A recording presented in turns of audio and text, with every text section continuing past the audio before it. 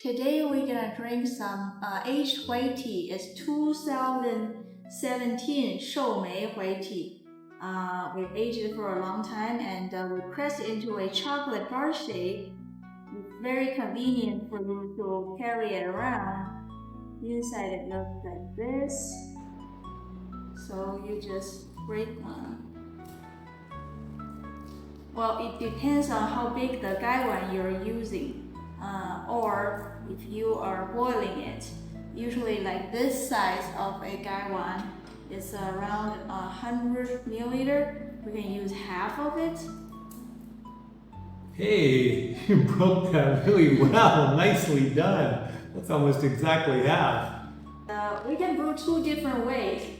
We can just brew it like this, and then after it got a lighter flavor, we can boil it because it's aged white tea. There's another thing you can do if you're going on a trip, because we travel around China quite a bit, especially when we're driving, which is a great way to go.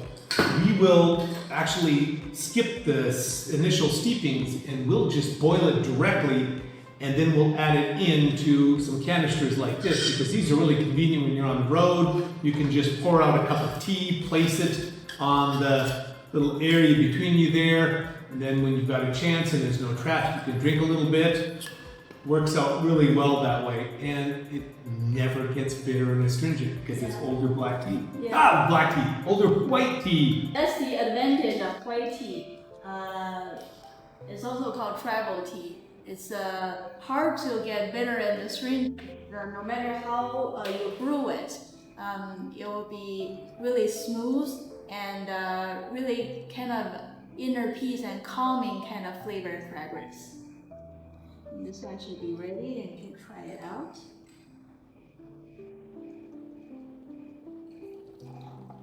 A lot of L-theanine in the white tea, so that's what gives you that kind of calming, soothing effect.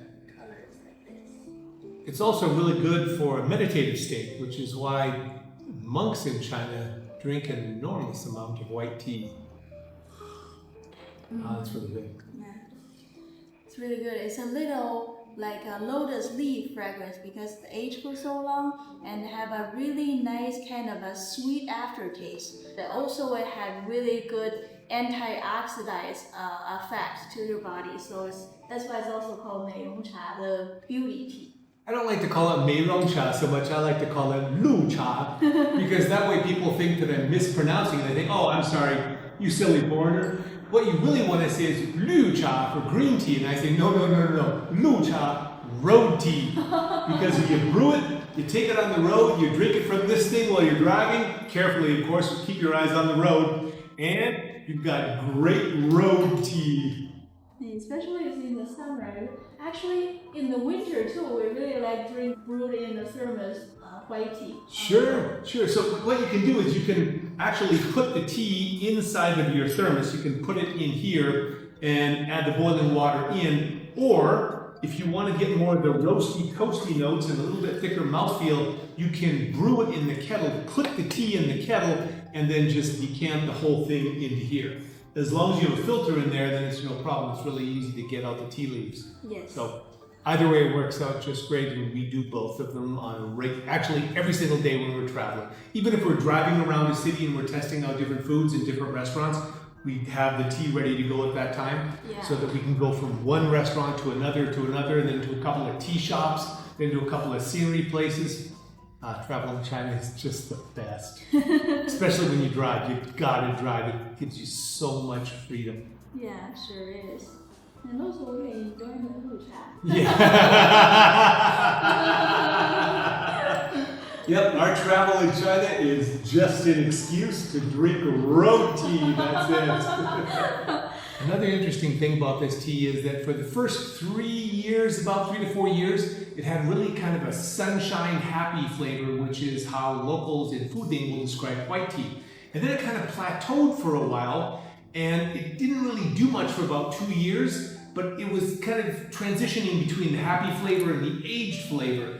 And now that we've gotten into the 6, 7, 8, and now it's 9 years, flavor keeps getting better every year. It gets that more toasty, kind of honey, jujube type flavors, the aged fruits, and it's really gotten quite a bit better in the past couple of years. The journey along the way is really cool to see because every year it gives you a different texture and a different flavor.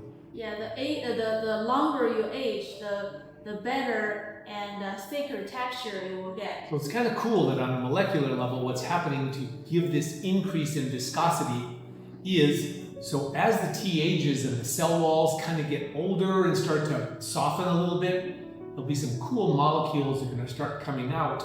They're called arabinogalactan proteins. Now these things are going to give a much thicker mouthfeel. Even though your eye doesn't see that the tea liquor has gotten that thick, when you taste it, you'll say, oh wow, that's silky and smooth. Wow, it's a luxurious feeling. Because these things are a little bit of protein in the middle and a lot of starch connected together into one big kind of a ball of starch. And that's just like when you put starch into a sauce, it's going to thicken it. But it's going to give that great mouthfeel that you're not going to get from a younger tea. It's not going to come out of dissolution. Yeah. And also after you boil it, it has that 药香.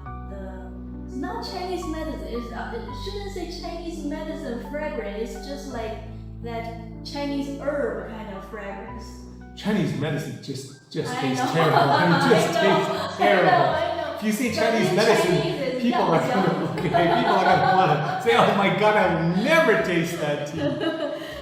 You mean like Why the? did I say that? It's like 药香 is like it's older than the lotus leaf fragrance. You know, after it aged for a long time. Actually, lotus leaf is one type of Chinese medicine. So kind of like that, aged for a long time, and then you boil it, and you got really thick texture, thick and smooth texture, and the color get really dark, almost like golden brown kind of color. That kind of feeling, the aged 老白茶. Okay, just don't say Chinese medicine. Why don't you Yeah, I say know. like aged fruit, just Chinese aged, herb. like Chinese herbs, yes, Chinese herbal flavor. Check out the color right now. It's a lot more darker than we just brew it. When we brew it, it's light, A little bit, light yeah. yellow, bright yellow color. And when you boil it, it got a lot darker color. It doesn't matter how long you brew this tea, it's not going to get bitter, nor will it get astringent. It's, wow, that is really nice color. See the tea liquor there? It's a lot darker. It starts to look like a black tea at this point. And again, when you look at it, it doesn't look like it's that much thicker. And it's only a small amount of viscosity increase, but your tongue and your mouth can taste that and sense that. And that's why when you drink it, you say, oh, wow, that's so smooth. That is so good. Let me try and see. Oh, the fragrance is so good.